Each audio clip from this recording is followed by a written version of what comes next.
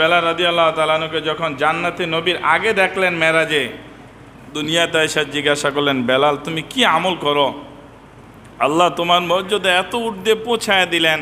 আমাদের ছোট্ট ছোট্ট আমলগুলা, এগুলা দাম কত আল্লাহ তাআলার কাছে, এগুলা তো আমরা অবহেলায় ছেড়ে দেই। ইসলামিক আলোর পথে বলেন আশহাদু আল্লা ইলাহা ইল্লাল্লাহ ওয়া আশহাদু আন্না মুহাম্মাদুর রাসূলুল্লাহ পড়া কি একটা কঠিন ব্যাপার? একটা অজুর পরে আমি একটু গুরুত্ব দিলেই হয়। অজুর পরে তো মসজিদের দিকে আসবো, 2 রাকাত নামাজ পড়লে সমস্যাটা কোথায়? হযরত বেলাল রাদিয়াল্লাহু তাআলা আনহুকে যখন জান্নাতে নবীর আগে দেখলেন মেরাজে, দুনিয়াতে এসে জিজ্ঞাসা করলেন, বেলাল তুমি কি আমল করো? আল্লাহ তোমার মর্যাদা এত ঊর্ধ্বে পৌঁছায় দিলেন।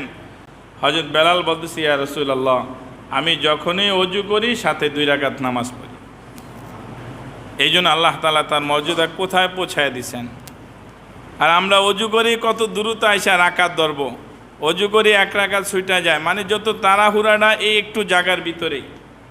এবার আপনি যে রুকু পাওয়ার জন্য একটা দৌড় মারলেন, আমাদের মসজিদ তো টাইলস লাগানো, যদি স্লিপ খেয়ে পড়ে যান জানেন আপনাদের চিকিৎসা করায় বুকে। এই জন্য নামাজ যদি শুরু হয়ে যায়, কোনো ব্যক্তি যদি পরে অজু করেন, মুসলিম শরীফে হাদিসের ভিতরে আছে দৌড় দিতে পারবেন না। এতই যদি নামাজের আগ্রহ থাকে, আগে আসলেন না কেন? প্রথম রাকাত পাওয়ার যদি এতই আপনার স্পিয়া থাকে, আপনি আজান তো আর আধা ঘন্টা আগে হয়েছে, ওই সময় আসলেন না কেন? তাহলে বোঝা গেল এখানে তাড়াহুড়া নাই। স্বাভাবিকভাবে অজু কইরা স্বাভাবিকভাবে আপনি মসজিদে প্রবেশ করবেন। অনেক সময় অনেক মসজিদের কেসি গেটের এই রডটা উপরের দিকে থাকে, নিচের যে রড, তখন সে দৌড় মারে আর ওই রডের ভিতরে যায় পা বাড়ি খায়, পা ফাইটা যায়, তখন একদিনের নামাজের কারণে 10 দিন বাসায় ঘুমায় এই চিকিৎসার জন্য। তো এই জন্য এগুলো খেয়াল করতে হবে। এখানে তাড়াহুড়ার বিষয় নয়, নামাজ ধীরস্থিরতার বিষয়, আস্তে ধীরে পড়ার জিনিস।